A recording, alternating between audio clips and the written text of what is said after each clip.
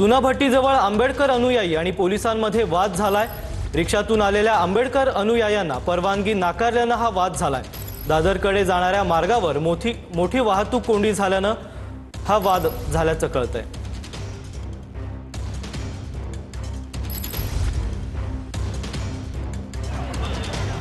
चुनाभट्टीजवळ आंबेडकर अनुयायी आणि पोलिसांमध्ये वाद झाल्याचं पाहायला मिळतंय। रिक्षातून आलेल्या आंबेडकर अनुयायांना परवानगी नाकारल्याने हा वाद झालाय। दादरकडे जाणाऱ्या मार्गावर मोठी वाहतूक कोंडी झाली आणि याच कारणाने अनुयायी आणि पोलिसांमध्ये वाद झाल्याचं कळतंय। चुनाभट्टीजवळ भीम अनुयायींनी रास्ता रोकोही केलाय। चुनाभट्टीजवळ आंबेडकर अनुयायी आणि पोलिसांमध्ये वाद झालाय। रिक्षातून आलेल्या आंबेडकर अनुयायांना परवानगी नाकारल्याने हा वाद झालाय। दादरकडे जाणाऱ्या मार्गावर मोठी वाहतूक कोंडी झाली।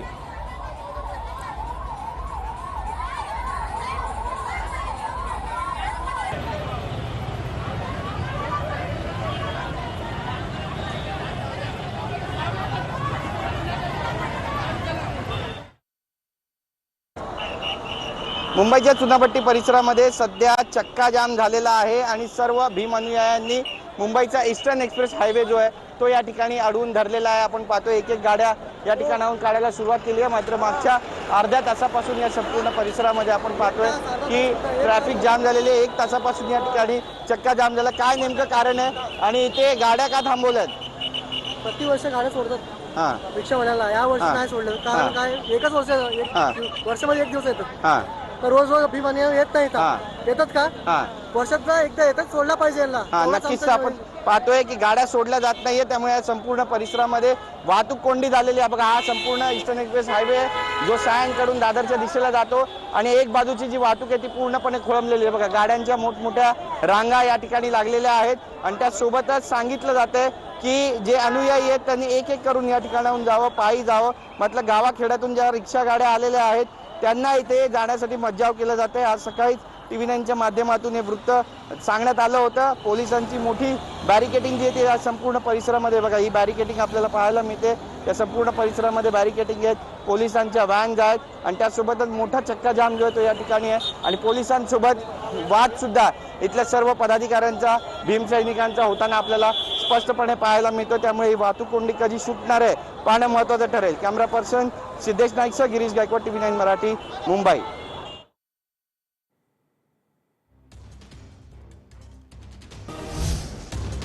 इंडिगोच्या फ्लाइट रद्दचा परीक्षा देणाऱ्या विद्यार्थिनीला फटका बसलाय।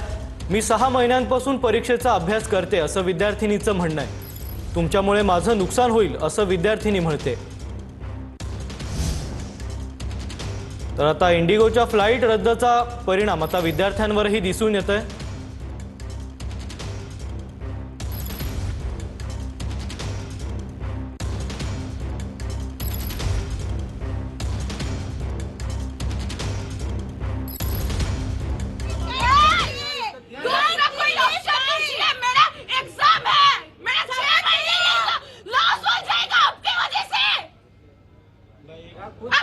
कंपनी का वजह से क्यों पता नहीं, मेरे को कुछ भी करके मेरे को भेज रही है पुणे में।